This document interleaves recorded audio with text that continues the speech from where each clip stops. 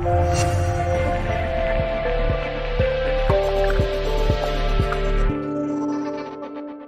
morning all. Welcome to Swayam Shiksha. My name is Uday Simha, your history faculty here, and I am a graduate from IIT Madras in 2009 batch. Even before we begin today's session, let me first welcome you all on behalf of the director and the entire team to the new GS Foundation course that we are starting. Fine. So let us begin today's session then. Today's session will be on an important topic from world history, and as you all can see from the background image, that will be about a very important personality, none other than Mr. Hitler. Right? So now, see, what shall I speak about this person? Even several hours will fall short to speak about him, his actions, and the impact of his actions.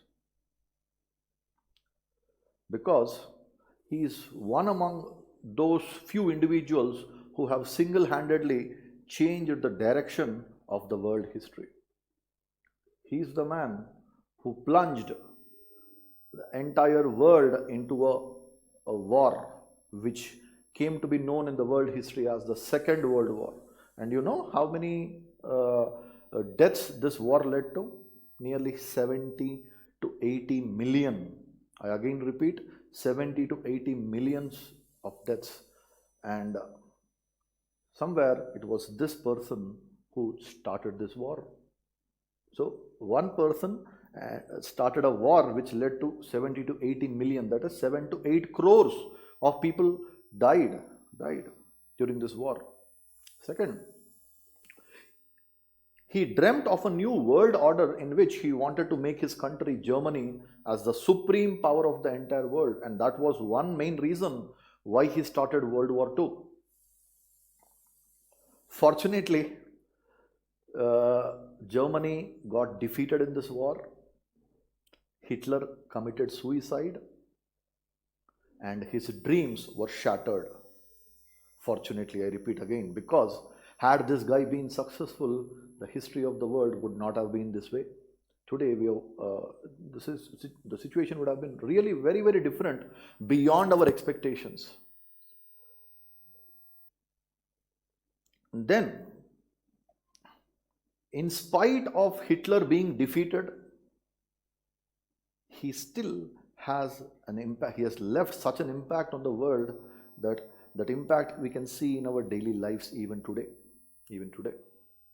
And the most classic example of Hitler's influence on present day world, as you can see from the Israel and Palestine conflict, which is considered as an important flashpoint for the future world crisis.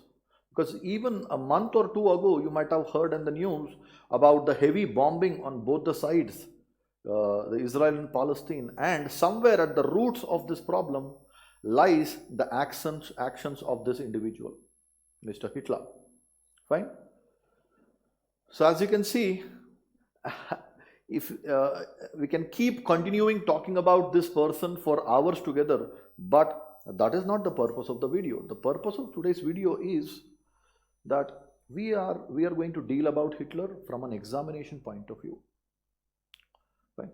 And there are so many aspects to read about him.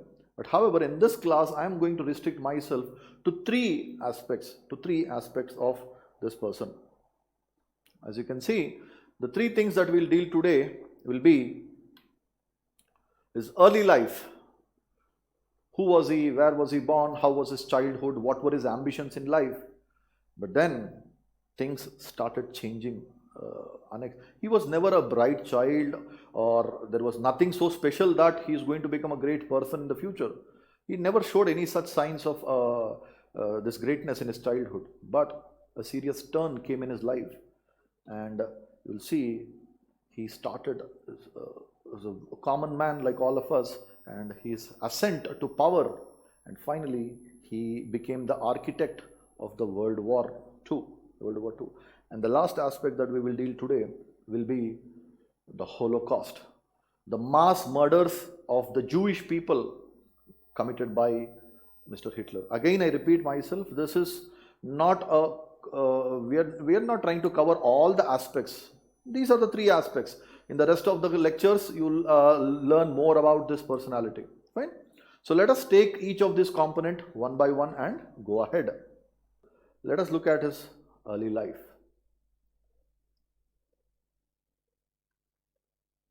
This was the baby Hitler. And now you'll wonder, who might have thought that such an innocent looking baby would become one of the most dreaded dictators of the world, who would cause millions of deaths. But yet, that is what has happened. Behind this innocent face was hidden a dangerous dictator. And that's what is the importance of the environment in the life of an individual. And as most of you might not be aware, Hitler had very simple ambitions in his life. He never wanted to become the great leader or dictator. His ambition was to become a small painter, an artist. That's where his interest lay. And as you can see there, there is a piece of drawing, a painting of Hitler. But unfortunately, he failed to make a career as an artist in painting. And that's when a great turning point came in his life, when Germany was going through the World War I, First World War, in which Hitler joined as a soldier in World War I. And here you can clearly see on the left, the person sitting in the left corner, this was Mr. Hitler. He's a mere soldier. He is not a general, he is not a leader, nothing. He is just a one among the several lakhs of soldiers. He was just one of them. But then, as I just now said, you can clearly see a painter, aspiring painter, failed in that career, turned his attention, became a soldier. Now, that's where things started changing for Hitler.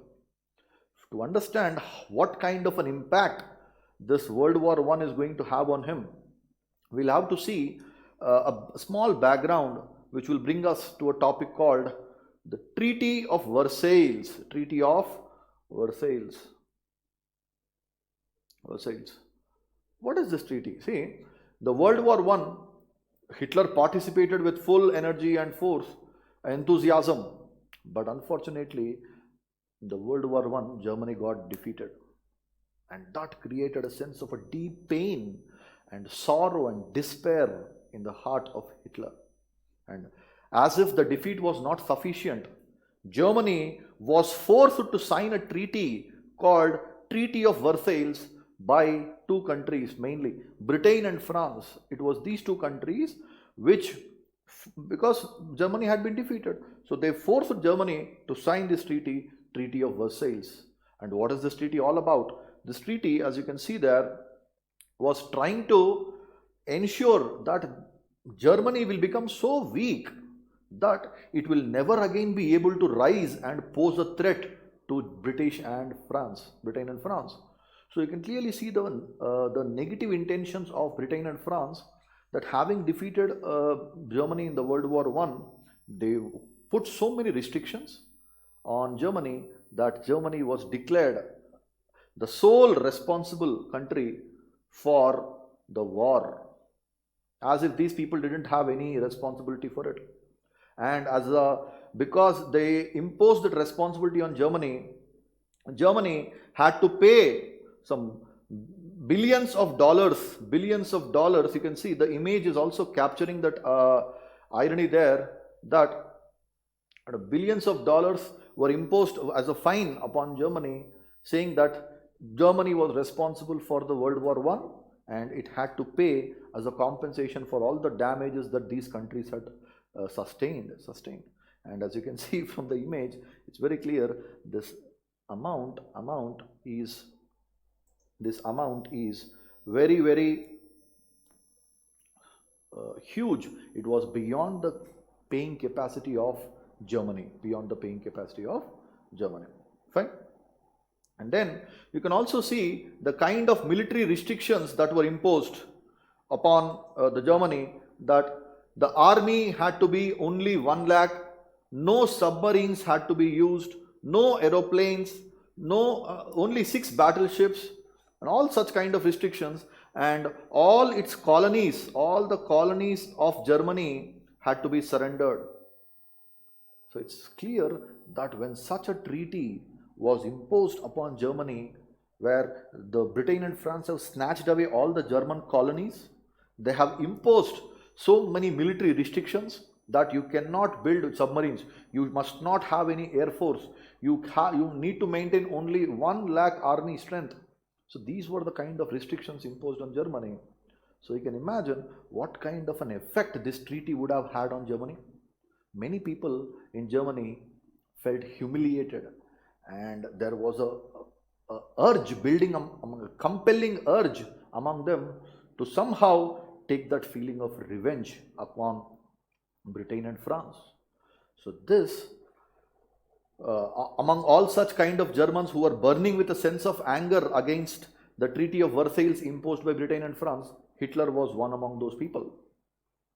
And now he has forgot all his painting, everything is forgot in his life, because he has got a new purpose, and he's completely absorbed, consumed, and as if he's possessed with a one single-minded aim in life, and that was to undo this injustice of the Treaty of Versailles, bring back the lost glory of Germany, and make Germany the supreme power in the world. So that is the new aim of Hitler, and this is all a part of his early life. And now you can see that he has got a new aim, or no? Yes.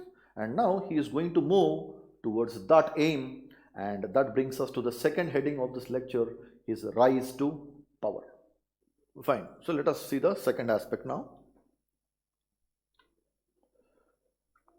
A new goal, fired by it, this young man, Hitler, joined a small party which was never a famous party, called the Nazi Party. Why is it called Nazi Party? It is just a short form. The actual name of this party was National Socialist Party, National Socialist Party.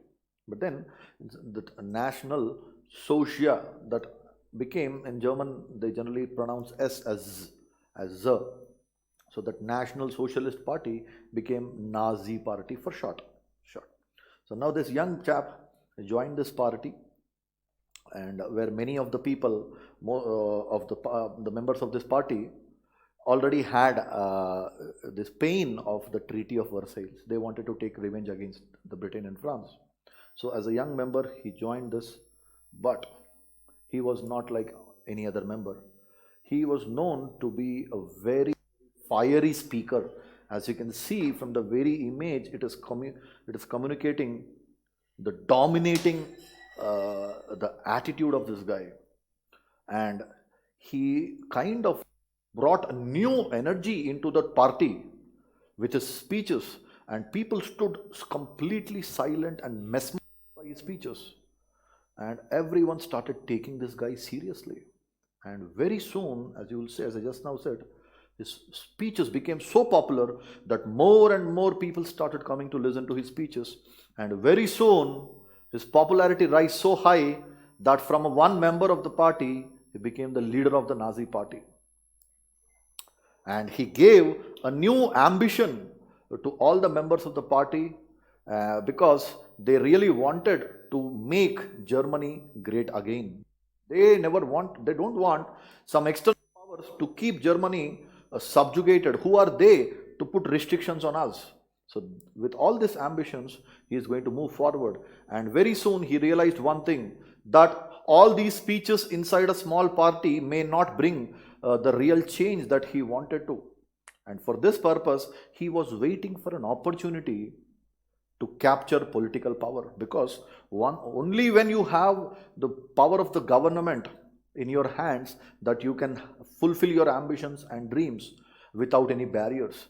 So now his focus was not just giving speeches inside the party, but making Nazi Party capture the political power.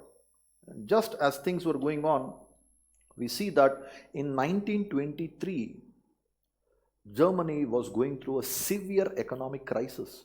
And why was there a crisis in German economy at that time? Mainly because sometime back we saw the heavy compensation that was put on Germany. That German economy collapsed. It was not able to make the repayments for the damage it caused in World War I. As a result, German economy went in such a deep crisis. As you can see from this image, it's communicating some very important. You see two kids here, and they are playing with some kind of stacks of some things. What do you think they are? They are nothing but the bundles of German currency. They have become so valueless. The inflation was so high that you can see that children are playing with stacks of money, that they have become worthless. They have become mere toys for children. And it was in this crisis that, always remember that in a crisis situation, when people are suffering, it becomes easy for some very radical leaders to come up. Because when everyone is happy, when there is a lot of prosperity, people don't take such leaders like Hitler seriously, because they don't have any problems. But when there is problem, when people are suffering, and if someone comes ahead and gives them a sense of courage and confidence that here I am, I will do what is necessary for you all, I will remove your problems. If some person can come out in this kind of a context, people will tend to believe him, and he'll become popular, and from there they become some leaders. And such a situation is already there in economic crisis in 1923. And now Hitler makes his first attempt to capture political power. He tried to overthrow the government. Unfortunately, you can see that image is showing that a group of soldiers trying to overthrow the government. Unfortunately, Hitler failed, and he was caught. As you can see in this image, as you can see that Hitler, yes, he was caught and he was jailed. That is, his first attempt to gain power failed, and now all his dreams fell shattered. He was low. However, he was not among those persons who's going to accept defeat so easily.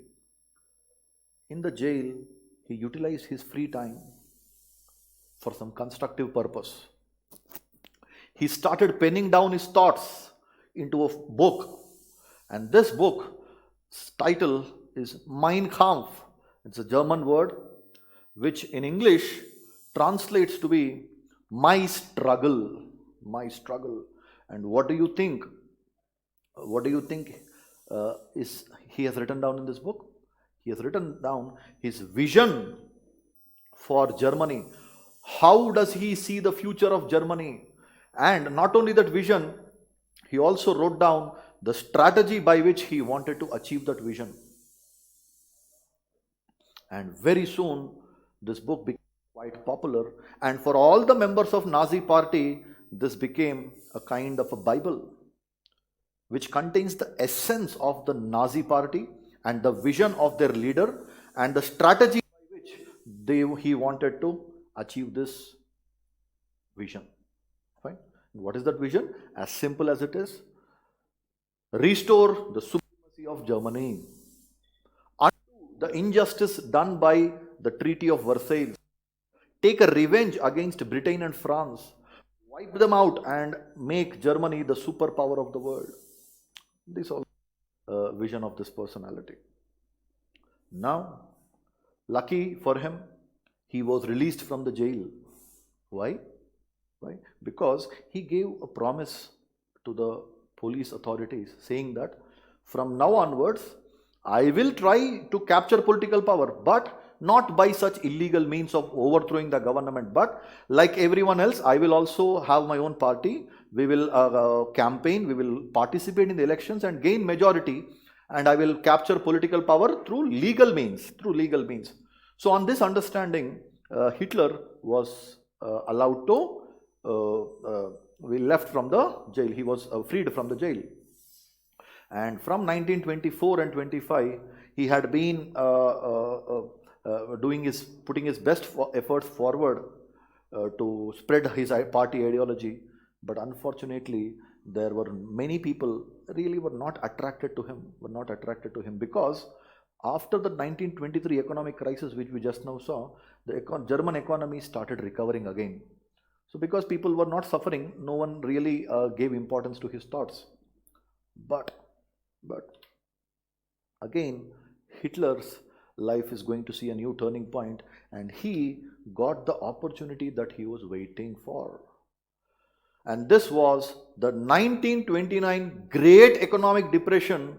This actually was not a depression, economic problem starting in Germany. It started in US. But the most seriously affected country after the US was Germany. Why? Because German economy was recovering from the loans investments aid coming from US. And the moment US economy fell down due to this economic crisis, the German economy was really devastated. And as you'll see, a few pictures can clearly communicate to you what was the situation of Germany in this period. You'll see, it was a disaster for German economy. First of all, it created widespread suffering on all sections of Germany. And we find two pictures over here. You can see some young Germans sleeping on ropes. These are some lines of ropes attached. There is not sufficient space for them to even lie down and sleep. They didn't have jobs, and the harsh winter of Germany forced these people so that maximum number of people can fit into one room. So they were given some ropes on which they simply had to hang their bodies and sleep for the night. And now please tell me, aren't such situations of sufferings suitable for the rise of some radical leaders like Hitler? As I just now said, when everything is fine, people don't give importance to these leaders. But then when people are suffering, it becomes a good opportunity for them to take advantage of the situation. And Hitler did precisely the same thing. He understood the sufferings of the people. He filled them with a sense of confidence. He gave them a new vision, saying that, you don't worry, I am here.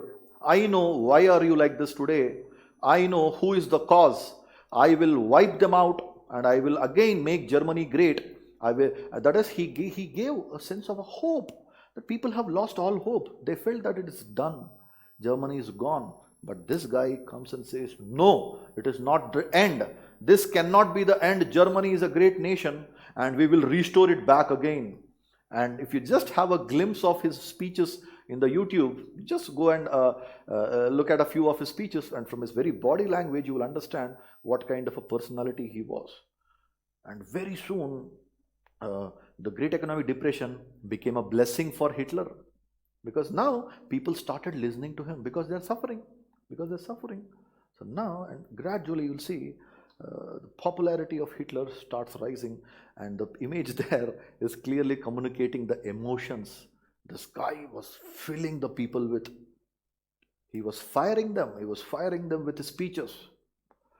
And people started thinking deeply, yes, why are we like this? Why are we like this today? He started showing that it was Britain, it was the France, and later he also started talking about the Jews. Who are the Jews? We will see now very shortly. The third topic will be about them. And highlighting them that it is because of these people that Germany is like this today, and he wanted to take a revenge against them, and filling in their hearts a sense of hatred, and saying that Germans have fallen because of them. So if we have to rise, we have to wipe them out. So you can clearly see the rise of Hitler is clearly is going to lead to a war, because he finds that Germany has fallen because of them, and so if Germany has to rise, it has to wipe them out. So clearly we can all see that the world is heading towards a big war. Now, as I just now said, soon after the Great Economic Depression, the popularity of Hitler started rising, and soon the Nazi party became the largest party in German parliament. Now he is not overthrown the government, he is participating in the elections, and he has again become the largest party in the Reichstag, that is the German parliament. So the president, the person, the highest authority in German politics was the president, and at that time it was Mr. Hindenburg. I'll show you the picture in the next slide. That person had no other option but to appoint Hitler as the chancellor. Chancellor is the second highest position, like the prime minister of India, the chancellor for the Germans. So now Hitler is holding the second highest constitutional position in German political system. And in the same year, he was appointed as a chancellor in 1933, and in the same year, an incident happened where, as you can see from the picture there is a big building shown which is burning in fires, and that is nothing but the German parliament. And most probably historians believe that it was Hitler himself who set fire to the parliament. But then why would he do that? Because he wanted to portray that there is an attack or conspiracy against Germany, so that by doing this, he can create a sense of emergency that our country is in danger. There are enemies inside our country. They are conspiring to destroy Germany. So by doing all this, he was able to create a sense of emergency. And why does he want to create this? Because by portraying that the country is in danger, he can assume dictatorial powers, and soon he really became a great power.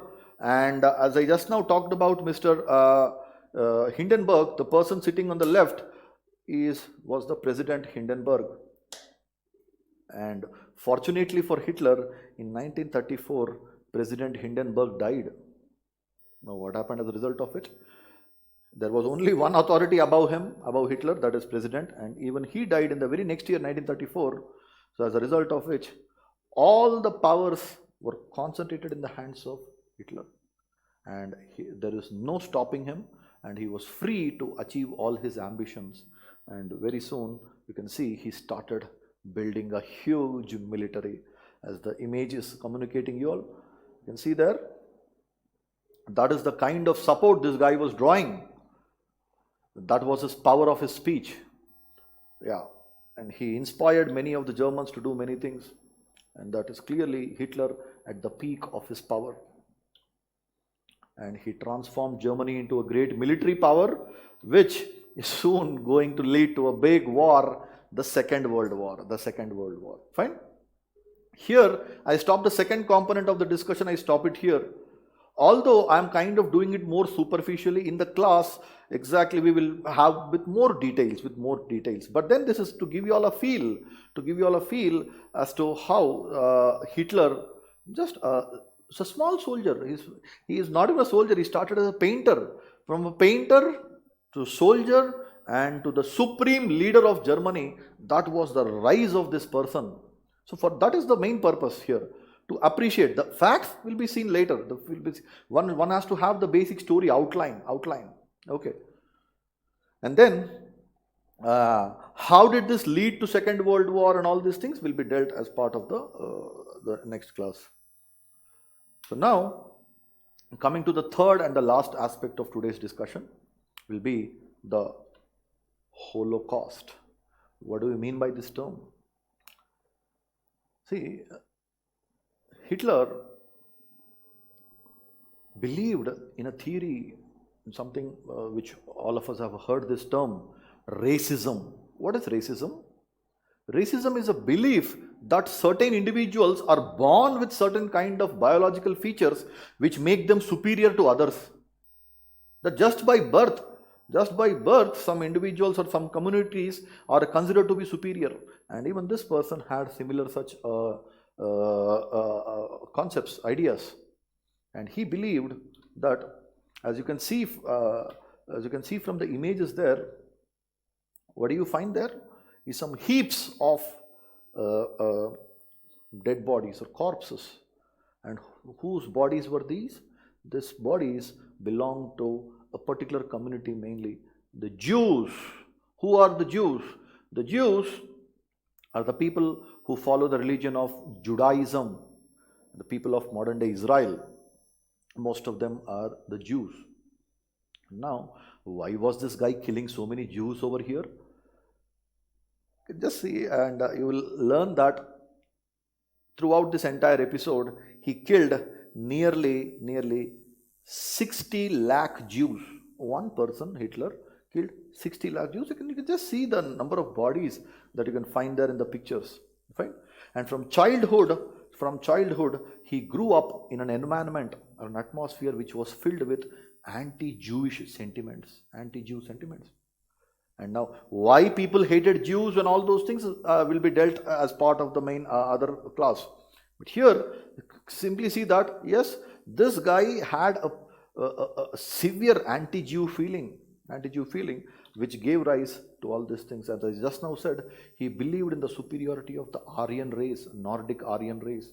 If you all remember that in the beginning of the slide, you might have seen a swastika symbol, which is generally associated with Hinduism in India. Now, even the Germans, it was believed that the Aryans in India, the people in India, the founders of Hinduism are called Aryans. And it is believed that in Europe, most of the Europeans have a common ancestral relationships between the Aryans in India and Aryans in Europe. And that's the reason he selected the Aryan symbol, the swastika, as a logo of his party, as the emblem of his party. Fine. And he believed that Aryans were superior by birth. That's all. And in fact, you know the meaning of word Aryan? In Sanskrit, it means noble. Noble. The word Aryan itself means noble. That is, the people of Aryan birth were noble just by fact of birth, they are noble than others. So that sense of racial superiority was inherent in even Hitler. And he considered that the Jews were the most inferior race. Aryans were the highest superior and the Jews were the most inferior. And he never wanted these people, their impure blood, to mix with the pure blood of the Germans. And for this reason, he went on killing lakhs and lakhs of Jews, ending up killing entirely 60 lakh Jews. And to kill these people in such huge numbers, he used science and technology. And you might have heard about he wanted to kill more number of people in less time at low cost. And for this, it is said he used to build huge rooms called gas chambers, in which they would simply stuff people into those rooms, completely stripped off their clothes, naked. They are simply pushed into those rooms and poisonous gases were let out, and that would kill hundreds of people in one go in very little time and at a very low cost. So with that scientific precision, this person had killed so many people. And it is from this experience, the Jews started demanding that we are unsafe in Germany and in Europe. We want our own motherland. And that's where the demand of the Jews for having a separate motherland for themselves started increasing. And it was in 1948 that finally Israel as a motherland of Jews was created. And that became a starting point for another conflict, because the Jewish land was created in the heart of Palestine, which was inhabited by Arab Muslims over there. And now, when all of a sudden you create a new country, taking some land away from those people who have been living there since long time, so naturally that is going to lead to some conflict. And even today, you can see that the Israel-Palestine conflict is going on and on and on. So in many ways, you will find that people like Hitler, although they might have died, although he was defeated, but still his impact on the world can be seen even till today. And this, I'll wind this session up. But as I said, this was not intended to give the entire discussion about Hitler. It was only to give a glimpse about what kind of a personality he was, what was his importance in shaping the world history at that time, and to understand that his actions done in that past still have a relevance to the present times. I hope you all enjoyed the session. Kindly give your feedback over there, and for any further information on the course of Swayam Shiksha, you can find the description in the box there. And thank you all, and I'll look forward to see you again in the next session. Take care. Bye.